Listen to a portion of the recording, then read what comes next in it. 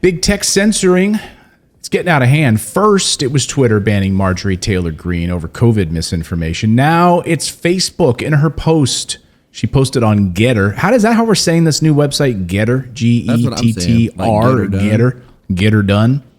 So Marjorie Taylor Greene published over there on Getter, basically saying, hey, who appointed Twitter and Facebook to be the authorities on information and misinformation? She went on to say, when big tech decides what political speech of elected members is accepted and when it's not, then they are working against our government, against the interests of our people. Hey, newsflash, Marjorie, they give billions of dollars to your opposition candidates. I mean, it went right into President Biden's campaign pockets. So are you surprised by that? We should also point out some of the hypocrisy here. She was a huge investor in Facebook. She made a lot of money, her and her husband did, off of stock that they owned in those big tech companies, Apple, Amazon, Facebook. So let's be clear about this. She's not totally averse to making money off of stocks in big tech. But President Trump yesterday released a statement and saying that Twitter is a disgrace to democracy. They shouldn't be allowed to do business in this country, he posted. Marjorie Taylor Greene has a huge constituency of honest, patriotic, hardworking people. They don't deserve what's happened to them on places like Low Life, Twitter, and Facebook, he wrote. Low Life, Twitter, and Facebook. And of course, all of this craziness around Twitter over the past few days prompted Joe Rogan over the past few days to move his tribe over to Getter. He posted this on Sunday and said, hey, let's move away from these companies. Let's go over to Getter, Gettr. Rogan made the announcement that things were getting weird on Twitter, so he encouraged his 7 million followers to come over to Getter. Sounds weird saying that, Gettr. Anyway, now, this morning, we have more news on who wants to quit and is being censored by big tech, and that is Rand Paul. Senator Rand Paul just released a new opinion piece this morning saying that he is done with big tech. He's done with YouTube. He just released a new opinion piece calling out YouTube for censoring him. And he writes, quote, in this piece specifically, and I'll pull up some of the quotes that I found interesting. He says, every year people resolve to do things that are better for their health, quitting alcohol, processed food, toxic relationships. I have come to the realization that my relationship with YouTube is dysfunctional. Sure, I can get millions of views, but why should I allow anonymous fact checkers to censor my fully sourced, fact-based content? They don't want to challenge or debate me with opposing views. They just want my silence, he says. Ouch. So now he wants people to move over to Rumble, but he finished this off by saying, so today I announce that I will begin an exodus from big tech. I will no longer post videos on YouTube unless it's to criticize them or to announce that viewers can see my content over on rumble.com. And he said, why begin with YouTube? He said, well, because they're the worst censors. And he specifically talks about how in this piece, and I won't say it here because they'll probably pull my video down, but in his opinion piece, he says he would do stories specifically on masks and other things, citing peer-reviewed scientific research out of Denmark and other countries, and they'd pull my videos down. He's like, I'm citing the sources of the studies. I'm citing the hospitals and the studies themselves, and they would pull my videos down. And he says they routinely remove his videos where he cites peer-reviewed studies, and he's like, I'm done.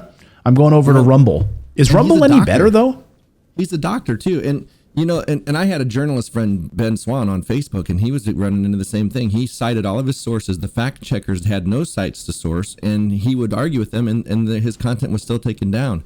And the one thing that I find, funny, and somebody just asked in the chat, is like all of a sudden, anytime another platform comes along that allows you to have free speech, they don't censor. Everybody's like, oh, it's a right-wing platform. Like right-wing, like free speech has become synonymous with right-wing ideology, and that's just not the case. Free speech should go both ways. Right. Yes. I mean, and Joe Rogan specifically, he's not a righty. I mean, he's a lefty. He's a progressive. He voted for Bernie Sanders, but he's been painted by the woke establishment, Hollywood, and the woke liberal establishment as like he's some sort of a MAGA supporter or something. Right. Maybe that was the case with Parler, or so it seemed. Right. I mean, Parler, it was started by Fox News pundits or funded by it, and specifically with, people who had a more pro-Trump bent to it. And it there's a lot of- suggested when you joined it, it suggested all manner of those types of opinioned people before it even knew anything about you. But even algorithm. Trump's, Yeah, like even so does Trump's Getter. new thing. What's it called? I can't remember Trump's new thing, but I was just saying. Oh, it's called Getter- Truth Social, which is like Trump back thing. So Yeah. even in their terms of service. So again, there's a lot of hypocrisy to go around, and I want to make sure on this show that we call out hypocrisy on either side. And here, on Truth Social, I like this tweet. Fun fact: the terms of service for Trump's app called Truth Social forbids users from saying disparaging things about Truth Social. So at Truth Social, you can't tell the truth about Truth Social. I think we should acknowledge that these are absolutely hard questions. There's no absolute saying, well, you should just open a social network for everyone to say everything, right? That's not the case. You should not be able to say prurient things about or incite violence or anything like that. It's a slippery slope. And it seems like the powers that be are erring on the side of just removing everything that is only questioning. And that's very dangerous. And what was bad is like Parler took the fall for the platform that allowed people to plan for the January 6th incident. However, most of that happened on Facebook and Twitter, not even on Parler. Yes. Right. Yeah. So Parler was created in a way after January 6th. And then, of course, Apple pulled it from the App Store. There was all of this, it's like you Amazon literally stopped have. hosting. Yeah, Amazon you had all these, they're Amazon Web Services. So you have a few tech oligarchs controlling the narrative. And so forget what you think about Marjorie Taylor Greene. Like, I find the woman fairly repugnant, right? But do we want it left up to Twitter to like tell us what we are allowed to know about in this country? No. And Facebook? And I will admit that I was one of those who was a bit jubilant, like, yay, none of those voices. Let's get them out of here, right? Because it was so inflammatory.